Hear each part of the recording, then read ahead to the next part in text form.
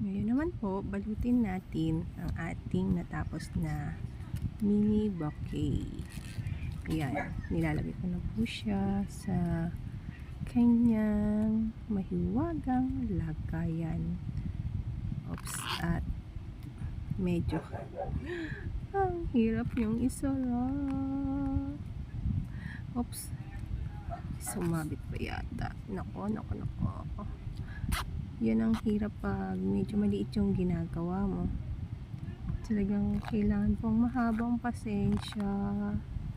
Yan, kasya na siya sa loob. At may kulang pa po dyan. Siyempre, uy, nalaglag pa. Wait lang. At kukunin naman po natin yung kanyang pinaka ay, sandali. Hindi po yata. Ayos yung loob. Iayos ko lang. Medyo tabingi yung pagkakalagay ko. Ayan, kailangan siyang ipihit ng medyo bahagya para medyo po nakaharap talaga yung flowers pag nakita siya ng pagbibigyan. Diba?